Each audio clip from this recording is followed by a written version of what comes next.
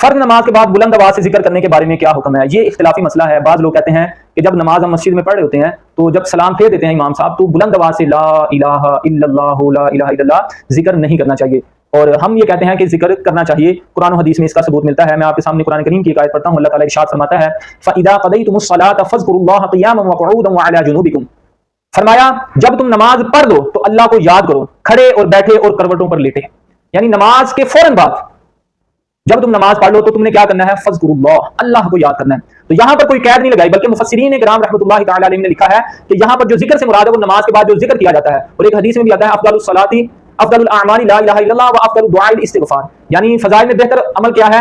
لا الہ الا اللہ، اور بہترین دعا کیا ہے؟ استغفار۔ تو آپ نے اللہ کو یاد کرنا ہے، لا الہ الا اللہ نماز کے فوراً بعد پڑھا جاتا ہے۔ تو یہ پڑھنا جو ہے یہ حدیث پاک سے بھی اور قرآن پاک کی آیت سے بھی ثابت ہے۔ میں آپ کو ایک سامنے ایک حدیث پڑھ رہا ہوں، حضرت ابن عباس کی حدیث ہے، اور یہ بخاری مسلم دونوں میں حدیث موجود ہے۔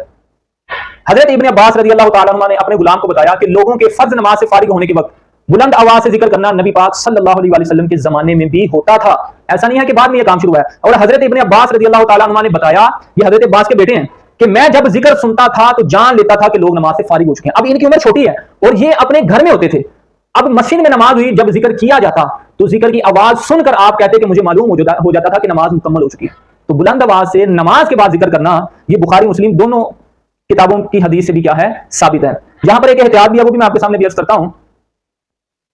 اور کریم آقا علیہ الصلوۃ والسلام نے تو ارشاد فرمایا جو نماز کے بعد اور سونے سے پہلے اللہ اکبر کبیرہ جفت اور طاق عدد میں، اور کلمات اللہ الطیبات المبارکات 3 بار اور لا الہ الا اللہ 3 بار پڑھے تو یہ اذکار اس کے لیے قبر میں، حشر میں اور پل صراط پر نور ہوں گے، یہاں تک کہ وہ جنت میں داخل ہو جائے گا۔ سبحان اللہ۔ تو ان کلمات کا اتنا زیادہ ثواب ہے۔ اب یہاں پر یہ تو ثابت ہو گیا کہ نماز کے بعد ذکر کرنا چاہیے بلند آواز سے، ٹھیک ہے۔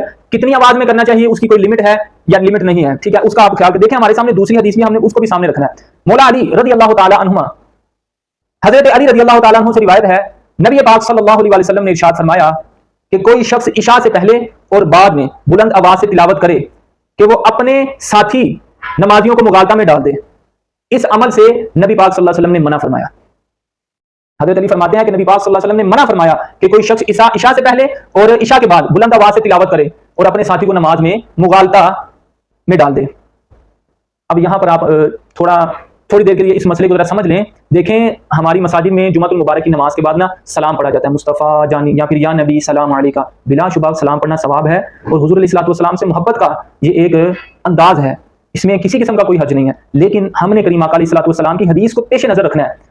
آپ کو پتا ہے کہ جب آپ نماز سے فارغ ہوئے اور آپ نے ذکر کیا تو آپ کے پاس اب یہ دیکھیں یہ اس وقت کا دور ہے جب اسپیکر نہیں تھے، اب اسپیکر میں جب آپ بلند آواز سے پڑھیں گے لا الہ، سارے مجمع والے جو لوگ ہیں وہ سارے مل کے پڑھیں گے تو نمازی کو مشکل ہوگی، نمازی کے لیے نماز پڑھنا مشکل ہو جائے گا۔ تو اس کا بہتر طریقہ ہے آپ اسپیکر میں اتنا پڑھ دیں لا الہ، بعد میں آپ خاموشی سے پڑھ لیں محمد رسول اللہ میں کیا آپ دعا کر لیں۔ تو یہ سب سے بہتر طریقہ ہے، اسپیکر وغیرہ ہے اس وجہ سے لوگ بھی کافی ہوتے ہیں۔ آپ نماز کے فوراً بعد جب ذکر کریں تو آہستہ آواز میں کریں، آہستہ آواز میں، یہ نہیں کہ بالکل منہ میں ہی آپ پڑھ رہے ہیں لیکن بلند آواز سے کریں، لیکن اتنی آواز کو بلند نہ کریں کہ نمازی کی نماز میں خلل آنا شروع ہو جائے، کیونکہ یہ حدیث پاک میں بھی اس کی ممانعت آئی ہے۔ تو اس کے پیش نظر زیادہ بلند آواز سے آپ نے ذکر نہیں کرنا۔